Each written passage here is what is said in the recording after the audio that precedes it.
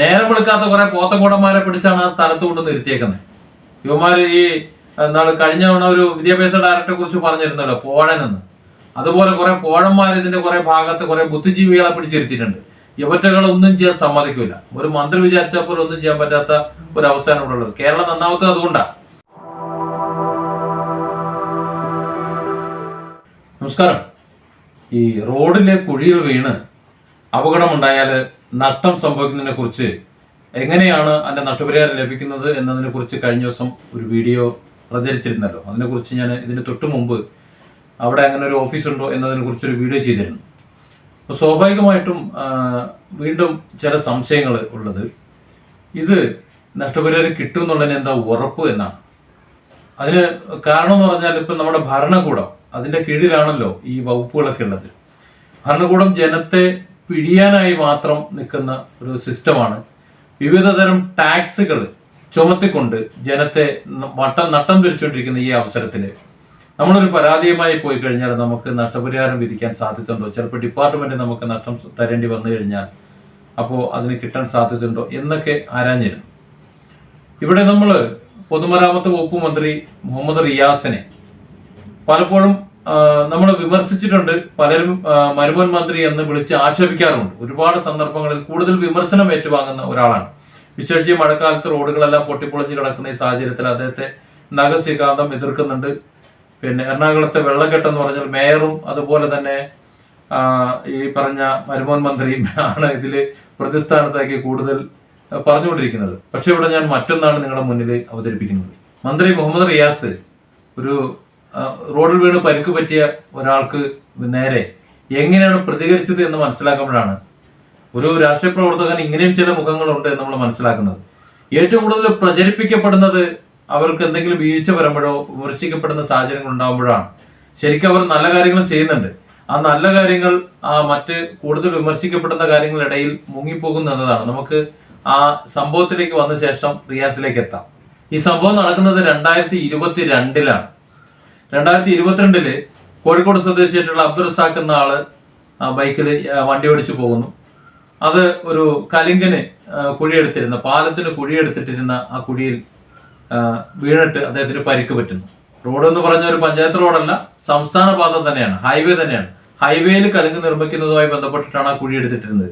ഈ കുഴി കാണുന്നതിന് ആവശ്യമായ രീതിയിൽ ഇവിടെ ഒരു കുഴി ഉണ്ടെന്നോ മറ്റു ബോർഡുകളോ കാര്യങ്ങളോ ഒന്നും ഇല്ലായിരുന്നൊന്നും, കേവലം ഒരു റിബൺ വലിച്ചു കെട്ടി. അതാണ് ഇപ്പോൾ ഈ റോഡ് പണിയെടുക്കുന്നത് നമുക്കറിയാലോ, ഒരു റിബൺ വലിച്ചു കെട്ടി വെച്ചേക്കും. ബാക്കി സങ്കല്പിച്ചോണം അവിടെ എന്താണെന്നുള്ളത്.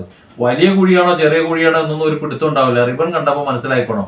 അതുപോലെ അവിടെയും ഒരു റിബൺ വലിച്ചു കെട്ടിയിരുന്നു എന്നാണ് റസാഖ് പറയുന്നത്.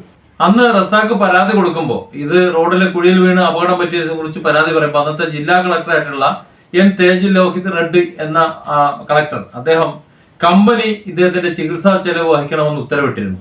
പക്ഷേ നമുക്കറിയാലോ കാര്യങ്ങൾ എങ്ങനെയാ പോകുന്നെന്നുള്ളത്. അത് എഴഞ്ഞെഴിഞ്ഞിങ്ങനെ പോയി.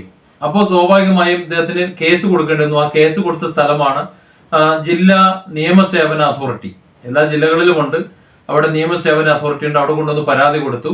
അങ്ങനെ ആ പരാതിയിൽ പ്രകാരം PP രാധാകൃഷ്ണൻ എന്ന ഒരു അഭിഭാഷകനെ അതോറിറ്റി ഇദ്ദേഹത്തിന് വേണ്ടി, റസാഖിന് വേണ്ടി കേസ് നടത്താൻ വേണ്ടി ചുമതലപ്പെടുത്തുകയും ചെയ്തു. ഈ അപകടത്തിൽ കരാറുകാർക്കോ അല്ലെങ്കിൽ മറ്റു ഉദ്യോഗസ്ഥർക്കോ വീഴ്ചയൊന്നും ഉണ്ടായിട്ടില്ല എന്നാണ് അന്ന് PWD റിപ്പോർട്ട് കൊടുത്തത്.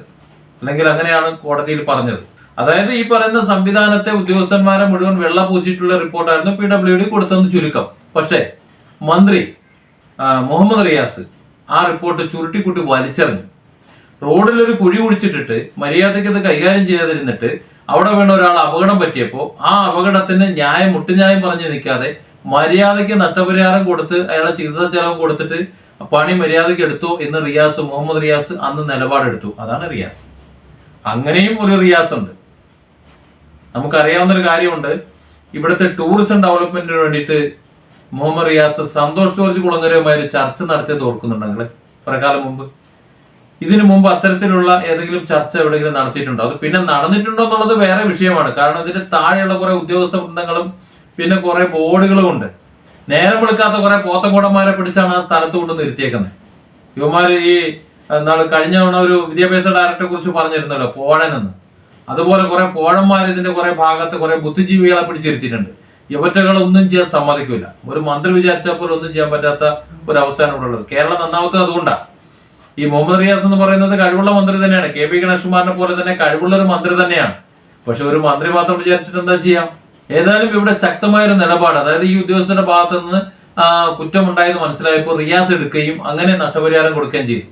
ആ നഷ്ടപരിഹാരം 10 ദിവസം കൊണ്ട് കൊടുക്കണമെന്നത് കരാറുകാരായിട്ടുള്ള അന്ന് ശ്രീധന്യ കൺസ്ട്രക്ഷൻസ് എന്ന് പറയുന്ന അന്നത്തെ കരാറുകാരും അതുപോലെ യുണൈറ്റഡ് ഇൻഷുറൻസ് കമ്പനിയും ചേർന്നിട്ടാണ് ഈ പണം കൊടുക്കേണ്ടത്. 6.5 ലക്ഷം രൂപ 10 ദിവസത്തിനുള്ളിൽ കൊടുക്കണമെന്ന് പറഞ്ഞത്. അതെന്തായാലും മുഹമ്മദ് റിയാസിന്റെ കൃത്യമായ ഇടപെടലോട് കൂടിയാണ് അത് സാധ്യമായത്. ആ കാര്യത്തിൽ അന്ന് 2022 കഥയാണ്. 2 വർഷത്തിനിപ്പുറം അത് ഓർമ്മിക്കുമ്പോൾ ഇന്നും അതേ കുണ്ടും അതേ കുഴിയും നമ്മൾ റോഡിലുണ്ട് എന്നതുകൊണ്ട് തന്നെ നഷ്ടപരിഹാരവും കേസുകളും ഇനിയും വരേണ്ടി വരും എന്ന് ചിന്തിക്കുമ്പോൾ ഈ ഒരു സംഭവത്തെ വില കുറച്ച് കാണാൻ കഴിയുന്നില്ല.